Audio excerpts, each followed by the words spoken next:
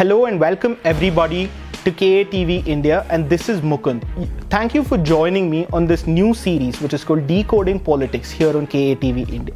So what we're going to do on a weekly basis is we are going to pick important issues, political issues of our nation, and we are going to analyze it, analyze the implications of it and how it is going to affect normal citizens such as yourself. So if you are aware of the political happenings in India, you would have heard of a term called SIR umpteen number of times. So what exactly is SIR and why is it happening? For those of you who have been following politics closely, you would know that in the past Bihar elections, which happened a month back, the SIR or the Special Intensive Revision was conducted in the state of Bihar before the election, and 47 lakh voters were removed from the electoral rolls and 21 lakh new voters were added. So the SIR, for those of you who don't know, is Special Intensive Revision, which is a process that the ECI conducts routinely to remove duplicate votes or clean the electoral rolls, as you call it. So what is SIR? Special Intensive Revision is a large-scale verification exercise that the ECI undertakes when it believes that the routine summary revision is the exercise that the Election Commission takes every year, where they remove dead voters and add new voters who are now eligible, who are now crossed the 18-year threshold. So when they believe that the summary revision is not enough to clear the electoral rolls, then they undertake the Special Intensive Revision, where they go house to house with pre-filled forms and check the data of people who are living there. So if you want to talk about the constitutionality of this matter, Article 324 of the Indian Constitution grants ECI plenary powers to supervise and updates electoral rolls. So even Section 21 of the Representation of the People Act 1950, this allows the Election Commission to order intensive revisions whenever it feels like the electoral lists are very bloated or there are a lot of inaccuracies in the existing rolls. So when did this last happen? The Special Intensive Revision last happened in the year 2002 to 2005. This is when the Election Commission of India undertook this exercise to clean electoral rolls. Before this, for the past 20 years, from 2002 to 2025, nearly 2 decades, none of this exercise have happened, and the ECI now says that there are a lot of dead voters, people who are registered in multiple constituencies, a lot of duplicate entries, people with wrong photographs, wrong addresses and things like this. So the ECI wants to clear all of this by doing the SIR. So Special Intensive Revision, what exactly is the process of Special Intensive Revision? So the BLO or the booth level officer comes house to house with a pre-filled form. In this pre-filled form, you will have details like your own name, your EPIC number, your date of birth, your photograph and everything. So you will have to confirm this to the BLO, whether the photo is right, whether the address is right, whether your EPIC number is right, whether your booth number is right. You'll have to confirm all of this. This is the first part of the SIR. The second part of the SIR is something called legacy linkage. So what is legacy linkage? The Election Commission of India, as per this SIR process, expects you to prove that you were or your parents or your relatives were in the electoral roll in 2002 or 2005. That is when the last SIR took place. So for example, for those who are born after 1987, of course, if you're born after 1987, you would not be in the 2002 or the 2005 electoral rolls. So then, for people like me, I will have to show the BLO that my father or any of my relative was in the old SIR roll. I'll have to give them details of my father's EPIC number, assembly constituency name, district name, etc., serial number and etc., etc. If you are born before 1987, then you will have to prove that your own name was in the SIR or the electoral roll at some point of time when the SIR took place. So this is the family linkage or the legacy linkage part. The section 3 and 4 are fairly straightforward, where you'll have to give your own details and sign a declaration saying that I'm an Indian citizen and things like that.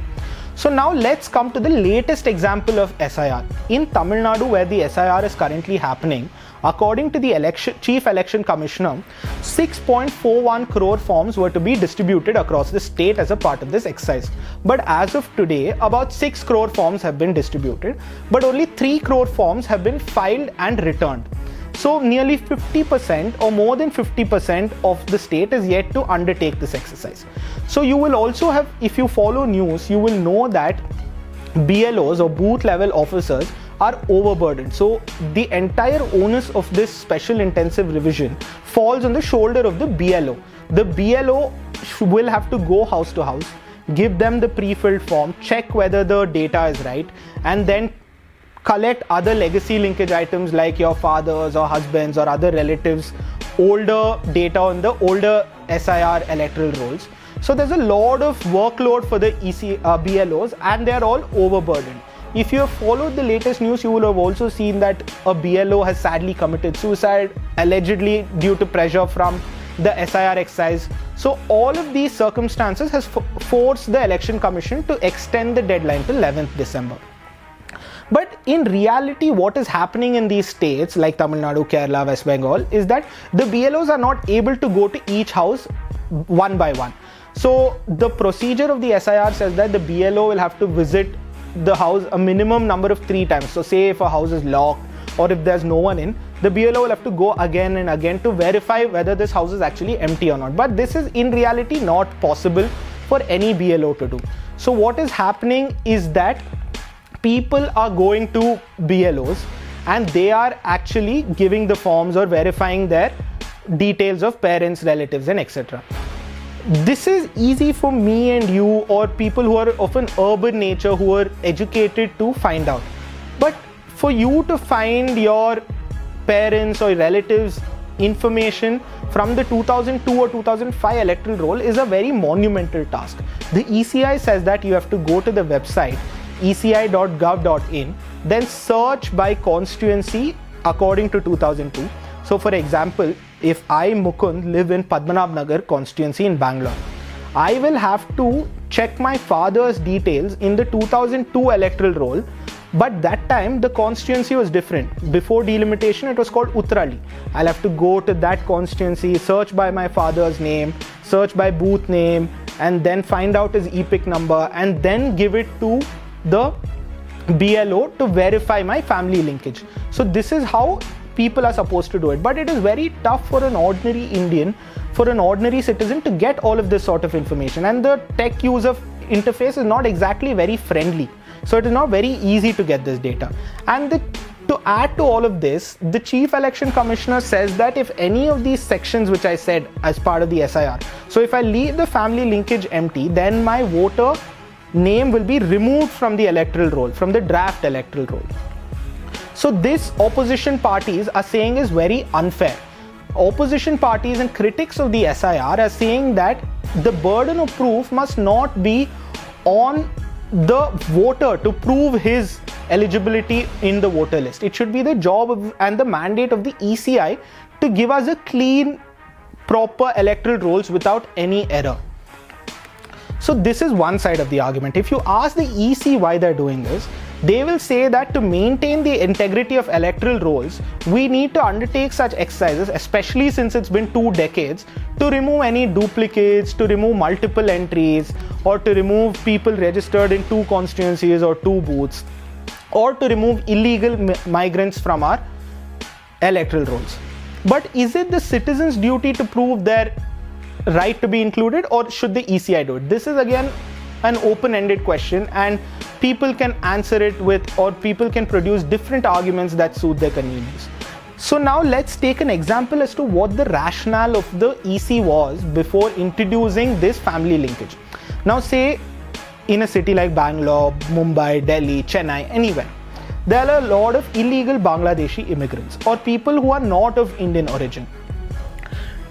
To exclude these guys from the new electoral roll, the EC has gotten this family linkage part. So now, for now, if there's an illegal Bangladeshi migrant in our country, in Kolkata, so they cannot prove, he or she cannot prove that his father or mother or husband or whoever was in the electoral roll in 2002 or 2005. So for these sort of people, the SIR is a good exercise because they will be excluded from the electoral rolls. The electoral rolls should be only filled with Indian citizens only. Other people from other nations do not have any right to be included in our electoral rolls. But to achieve this, is it right that the EC is rushing this scenario or is rushing this exercise to such an extent that it is being done in a haphazard or a irregular manner, that is again for public opinion to decide. So now let us give an example of what the BJP and allied parties are saying. This is what a few of their leaders are saying behind closed doors. Take this, my city of Bengaluru for example. There's a constituency called Sarvagna Nagar, and neighboring Sarvagna Nagar is another constituency called Byatrayanpura. So they share a border. So according to political circles, the talk is that, say in Sarvagna Nagar, which is a very Congress favorable seat, Congress has been winning this seat for a long time, there are a lot of duplicate voters in Sarvagna Nagar who are also registered in the neighboring Byatrayanpura seat. So what I'm trying to say, or what the BJP leaders are trying to say, is that these duplicate voters who are registered in both constituencies vote in neighboring constituencies to help the Congress party, is what the BJP is allegedly saying. I am not saying what they're saying is right or wrong, but this is the sort of rationale that BJP leaders are giving. Also, now let us say that in an example that your name is excluded from the draft roll after SIR. So is that the end of it? No. After the draft roll is published, people can register their objection into the draft roll saying that I have been unfairly excluded, and they can again draft an application and give it to the ECI saying that I have to be in the electoral rolls. So why is it only that the Congress is opposing SIR and not other parties? Now parties like Trinamool Congress, DMK, BJP and even the Congress party in Karnataka has a very strong booth level organization. They have booth level karyakartas who will know the pulse of the booth, who will know people around the booth, and who have a strong grip on the local politics there. So for these parties, in the draft electoral roll, if some voters are left out, it is very easy for their booth level organization to help the voters who have been left out, to draft applications for them, to make sure that they're included in the electoral roll. But Bihar did not have this sort of Congress organization, which is why the Congress party is crying about SIR, vote chori and other things. It is more or less a case of their inability to stop inaccuracies within the SIR process than the SIR process itself. So as a verdict, what would I say about the SIR? The SIR is not perfect, but it is definitely needed in a country like India where the integrity of our electoral rolls mean everything. This is my verdict on the SIR. The SIR is not perfect. The ECI has not given the most brilliant of SOPs to conduct this, but it is needed. We need to clean our electoral rolls from duplicates, dead voters, multiple entries, illegal immigrants and etc. Is it the most perfect way to do it? No. But is it needed? 100% yes. So all in all, this is my take on the SIR issue, what the politics of it is and what the intricacies of the issue are. So this has been my time on KATV India. I hope you guys have enjoyed this episode of Decoding Politics. Thank you and see you in the next episode.